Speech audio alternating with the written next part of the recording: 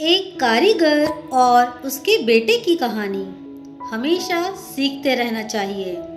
किसी गांव में एक कारीगर रहता था जिसका एक लड़का था राहुल। कारीगर अपनी छोटी सी झोपड़ी में टोकरी बनाता था जिन्हें वे 20-20 रुपए में बेचा करता था।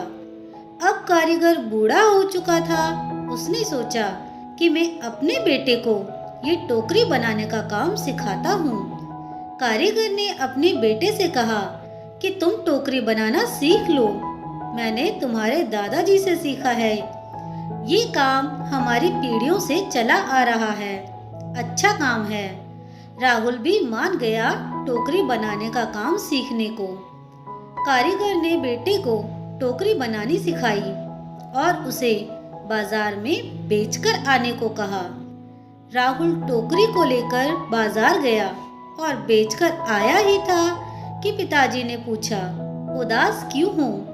बेटा बोला कि मेरी बनाई हुई टोकरी केवल 10 रुपए में ही बिकी।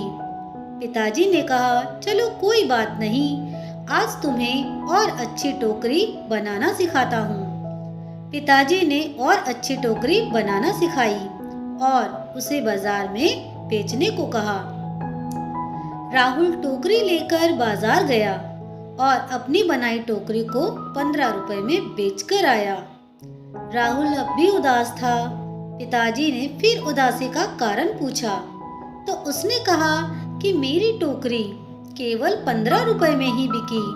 पिताजी ने कहा, कोई बात नहीं, धीरे धीरे तुम्हारी बनाई हुई टोकरी अच्छे दामों में बिकने लगेगी। तुम अच्छे से टोकरी बनाना सीखते रहो। पिताजी ने और अधिक अच्छी टोकरी बनानी सिखाई और टोकरी बनाकर बेचने को कहा। राहुल बाजार गया और उस दिन उसकी टोकरी 30 रुपए में बिक गई। राहुल बहुत खुश हुआ। पिताजी ने पूछा कि आज कितने रुपए की टोकरी बेची? बेटे ने कहा, आज मेरी बनाई टोकरी 30 रुपए की बिकी है। पिताजी ने ये सब सुनकर बेटे से कहा, बहुत अच्छा है, चलो आज तुम्हें ऐसी टोकरी सिखाऊंगा जो 40 रुपए में बिक सके। लड़के ने कहा, बस पिताजी, आप खुद 20 रुपए की टोकरी बेचते आए हो, आप मुझे 40 रुपए की टोकरी बनाना कैसे सिखाओगे?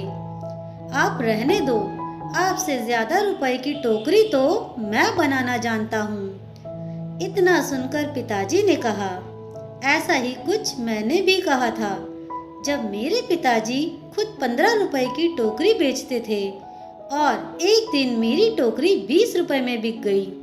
मेरे पिताजी ने मुझे 25 रुपए की टोकरी सीखने को कहा था तो मैंने भी सीखने से मना कर दिया था और कहा था कि आप खुद 15 रुपए की बेचते आए हैं, आपसे ज्यादा की तो मैं बेचकर आया हूँ।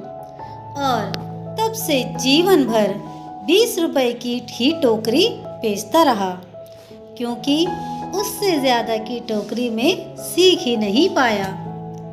ये कहानी हमें ये सिखाती है कि हमें थोड़ा सा सीखने पर ये घमंड नहीं करना चाहिए कि अब मैं सब कुछ जानता हूँ, क्योंकि ऐसा हो सकता है कि हर कोई कुछ ना कुछ आपसे अधिक जानता हो।